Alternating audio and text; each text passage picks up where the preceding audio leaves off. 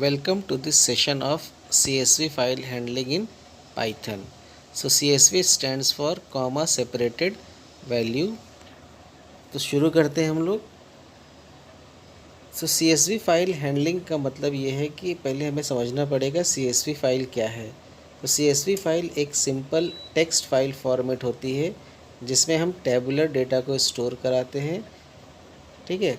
अब ये tabular data जो स्टोर होगा, ये टेबुलर डेटा हम किसी भी दूसरे डेटाबेस सॉफ्टवेयर में, चाहे वो ओरेकल हो, चाहे वो एसक्यूएल सर्वर हो, या इवन स्प्रेडशीट एप्लीकेशन जैसे कि माइक्रोसॉफ्ट एक्सेल हो या ओपन ऑफिस का कैल्सी हो, हम वहाँ पर इस डेटा को आसानी से इंपोर्ट या एक्सपोर्ट करा सकते हैं। मान लीजिए कि आपको ओरेकल का डेटा एसक्यूएल सर्वर में ले जाना है, तो आप आसानी से पहले डेटा को CSV फाइल में एक्सपोर्ट कर दीजिए और फिर दूसरे डेटाबेस में जाके उसको आसानी से इंपोर्ट कर लीजिए। यानी एक तरह का डेटा एक्सचेंज के लिए भी CSV फाइल का यूज़ किया जाता है। इस फाइल में डेटा लिखा कैसे जाता है वो समझ लेते हैं हम लोग। एक CSV फाइल में जब भी डेटा लिखना होगा, तो जैसे हम लोग टेबल में डेटा को अलग अलग कॉलम्स में लिखते हैं, यहाँ पर भी हम क्या करेंगे, अलग अलग डेटा को लिखेंगे और सबके बीच में क्या करेंगे, कॉमा को लगाएंगे। यानी कॉमा एक तरह का सेपरेटर होगा जो अलग अलग वैल्यूज़ को क्या करेगा, सेपरेट करेगा। जैसे मान लीजिए आपको एम्प्लॉय नंबर, नेम और सैलरी स्टोर करना है, तो आप पहले एम्प्लॉय नंबर की वैल्यू डालेंगे, फिर कॉमा लगाएंगे, फिर नेम की वैल्यू डालेंगे, फिर कॉमा लगाएंगे, यानी हर एक वैल्यू के बीच में कॉमा लगाएंगे। CSV फाइल को पढ़ने के लिए या उस पर काम करने के लिए हमारे पास एक मॉड्यूल है जिसका नाम है CSV। इसी मॉड्यूल से हम लोग CSV फाइल के ऑपरेशंस को परफॉर्म करेंगे। तो पहले इससे आगे बढ़े, इससे पहले मैं आपको बता देता हूँ CSV फाइल बनती कैसे है। आप एक note. Hello friends, we shall study about homonym and homophones today. About homonym and homophones. Sometimes the similar words they are very confusing to understand. So we shall understand today about homonym and homophones. What is homonym? The words which sound or pronounce the same. The words which sound or pronounce is used to study silver nitrate, जिसका formula होता है AgNO3। तो AgNO3 solution का use किसकी study में किया जाता है? Golgi apparatus. तो आपके ऑप्शन है endoplasmic reticulum, B Golgi apparatus, C nucleus and D mitochondria. तो आपका इसका जो राइट आंसर हो जाएगा वो बी हो जाएगा, गोल्जी अपार्टस। गोल्जी अपार्टस की स्टडी में सिल्वर नाइट्रेट सॉल्यूशन का यूज किया जाता है। तीन भागों में बांटा गया है, तीन रूप है संज्ञा के, जिसमें पहला है व्यक्तिवाचक संज्ञा। वे नाम जो किसी विशेष व्यक्ति, वस्तु या स्थान के लिए प्रयुक्त होता है। विशेष, हम जब पढ़ते आ रहे थे तो हमने साथ में आपको देखा था, जब हमने व्यक्ति का नाम बताया था तो सामान्य व्यक्ति और विशेष व्यक्ति, ठीक है। उसी तरह से वस्तु, सामान्य स्थान, विशेष स्थान। तो हमने वो जो विशेष स्थान जो बताए थे आप, तो व्यक्तिवाचक संज्ञा में वे नाम जो किसी विशेष व्यक्ति, वस्तु या स्थान के लिए उपयोग होता है, प्रयुक्त होता है। प्रयुक्त माने उपयोग होता है उसका। तो वे नाम जो किसी विशेष व्यक्ति, वस्तु या स्थान के लिए प्रयुक्त होते हैं, वो व्यक्तिवाचक संज्ञा कहलाते हैं। वो किसी एक व्यक्ति, जैसे पहला देखिए, हमने पहले भी ये चित्र आपने देखा, हमारे राष्ट्रपिता महात्मा गांधी है। ये बिल्कुल विशेष है, अलग है। फिर देखो ये ताजमहल है, इसका अलग नाम है। फिर उसी तरीके से, और ये देखिए ये है, इसको कहते हैं इंडिया गेट। ये सब स्थान नाम है, विशेष है। ये तो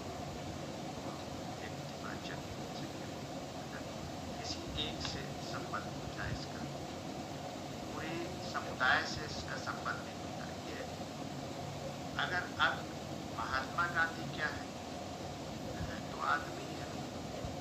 तो अगर हम इनको सिर्फ आदमी कहें तो इनकी पहचान खत्म हो जाती है। उसके बारे में आप लोगों ने पहले भी अपनी प्रीवियस क्लास में काफ़ी कुछ पढ़ा हुआ है और इस क्लास में भी हम उसे और थोड़ा सा डिटेल में पढ़ेंगे नंबर्स के बारे में। तो देखिए इसमें होता है कि आपका स्टार्टिंग जो है आपकी बुक में वो इस तरीके से कि कुछ एक स्टोरी आपकी देखिए, गार्डन में कुछ बच्चे हैं वो खेल रहे हैं, जैसे कि आप सभी लोग खेलते हैं ऐसे ही वो बच्चे भी खेल रहे हैं और उन बच्चों के पास कुछ सीड्स हैं और उस सीड्स का जो आपका नंबर है वो गिवन है कि किस बच्चे के पास कितने सीड्स हैं। राधिका के पास 24 सीट्स हैं, विक्की के पास 42 सीट्स हैं, गौरी के पास 47 सीट्स हैं, सुनील के पास 38 सीट्स हैं और इंदिरा के पास 54 सीट्स हैं। तो ये आपको डिटेल मिलेगी कि किस बच्चे के पास कितने सीट्स हैं। ये आपके पास यहाँ पे 5 बच्चे हैं, 5 स्टूडेंट्स हैं हमारे पास और इन 5 बच्चों के पास कितने सीट्स आपको गिवन है 24, 42, 47, 38 एंड 54। अब देखिए अब आपसे इसी से रिलेटेड कुछ क्वेश्चंस आप लोगों से पूछे गए। देखिए सबसे पहला क्वेश्चन हमारे लिए dash collected the most seats. Most का मतलब क्या होता है? मोस्ट ये आप लोगों के लिए जानना जरूरी है। यहाँ पर मोस्ट का मतलब क्या होगा? मोस्ट का मतलब सबसे ज्यादा। तो आपको यहाँ पर उस पर्टिकुलर चाइल्ड का नाम लिखना है जिसके पास सबसे ज्यादा सीट्स है। तो देखिए सबसे ज्यादा किसके पास है? 24, 42, 47, 38, 54। ये जो आपका नंबर है सबसे बड़ा नंबर है, यानी कि इंदिरा के पास सबसे ज्यादा सीट्स है। यहाँ पर हम लोग क्या करेंगे? इंदिरा फिल करेंगे।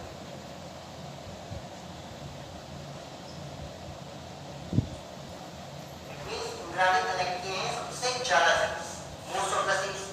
इसमें आज हम उसका पूरा रिवीजन करेंगे। ओके, तो शुरू करते हैं। Our food. सबसे पहले हम जानेंगे कि भोजन एक्चुअली है क्या। Food is our basic need. जो भोजन है वो हमारी मूलभूत ज़रूरत है। Food makes us healthy and strong. भोजन जो है वो हमको हेल्दी और स्ट्रॉन्ग यानी स्वस्थ और मजबूत बनाता है। We eat food to live, और हम भोजन करते हैं जीने के लिए। ठीक है बच्चों, भोजन बहुत ज़रूरी होता है, एक हेल्दी फूड, क्योंकि खाने को तो हम कुछ भी खा सकते हैं। अमूमन हमको जो चटपटी चीज़ें, कुरकुरे, स्नैक्स और फास्ट फूड हमें बहुत अच्छा लगता है, लेकिन ये जानना हमें बहुत ज़रूरी होता है कि ये फास्ट फूड हमारे बॉडी को मिनरल्स, विटामिन्स और जो इम्पोर्टेंट न्यूट्रिशन है वो हमको जो है वो दे पाते हैं या नहीं। अगर एक प्रॉपर अमाउंट में न्यूट्रिशंस हमारी बॉडी में नहीं गए तो हमें कई सारी डिजीज़ेस हो सकती हैं। आप बच्चों की हाइट नहीं बढ़ेगी, आप बच्चों की और आपका वेट नहीं बढ़ेगा, है ना। फिर आपको जब आप बड़े हो जाओगे फिर आपको कई सारी चीज़ों को फेस करना पड़ेगा, है ना। तो एक हेल्दी डाइट होना हमारे लिए बहुत ज़रूरी है। तो इसके लिए हम क्या करें, हमें क्या करना चाहिए? हमको एक हेल्दी डाइट लेनी चाहिए। वो कौन कौन से टाइप्स ऑफ फूड हैं जो हमारी बॉडी को न्यूट्रिशियस करते हैं, आइए चलते हैं हम उनके बारे में जानेंगे। अब are food divided in 3 groups. Number 1 energy giving food, मतलब जो हमारा फूड को कैटेगराइज किया गया है वो 3 ग्रुप्स में किया गया है। नंबर पहला है एनर्जी गिविंग फूड, मतलब ऐसे फूड जो हमको इंस्टेंट एनर्जी दे देते हैं। बॉडी बिल्डिंग फूड, ये वो फूड होते हैं जिनका जो है हमारी बॉडी पर असर लॉन्ग टाइम के लिए रहता है। प्रोटेक्टिव फूड, प्रोटेक्टिव फूड वो फूड होते हैं जो हमारी बॉडी को और हमारे पूरे जो हमारा इम्यून सिस्टम है उसको जो वायरस बैक्टीरिया जो हमारे ऊपर अटैक करते हैं। रिसेंटली कोरोना वायरस जो फैला हुआ है जिसने अभी सब हर जगह पे लॉकडाउन करा दिया है, तो इन सारे वायरस बैक्टीरिया से हमारी बॉडी को अगर कोई बचाता है तो वो होती है एक हेल्दी।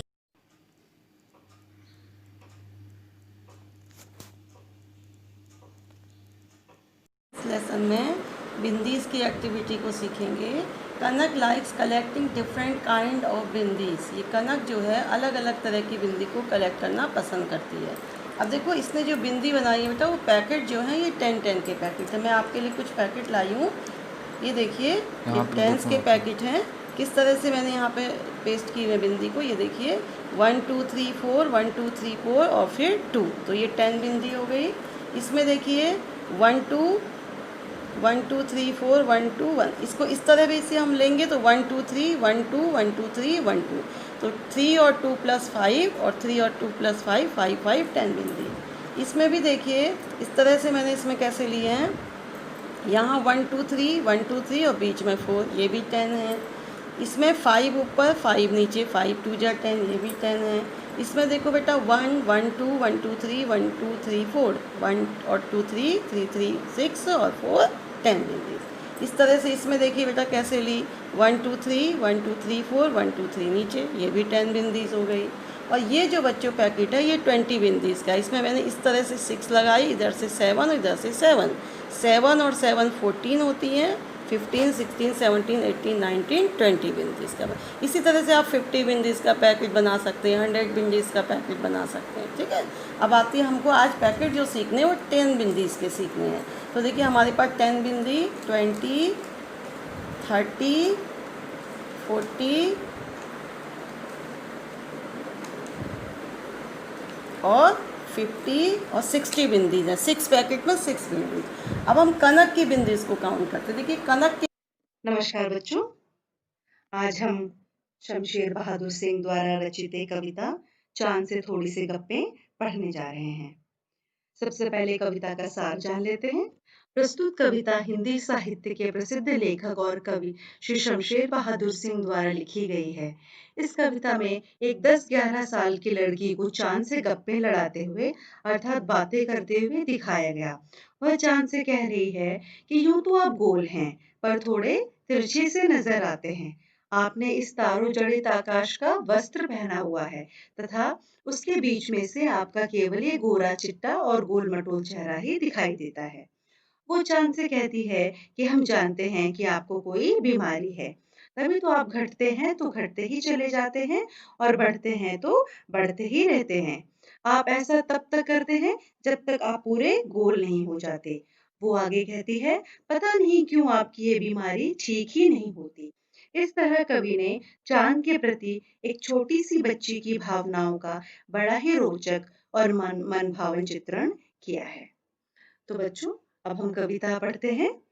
चांद से थोड़ी सी गप्पे। गोल है खूब मगर आप तिरछे नजर आते हैं जरा। आप पहने हुए हैं कुल आकाश तारों जड़ा। सिर्फ मुंह खोले हुए हैं अपना गोरा चिट्टा गोल मटोल। अपनी पोशाक को फैलाए हुए चारों सिमत।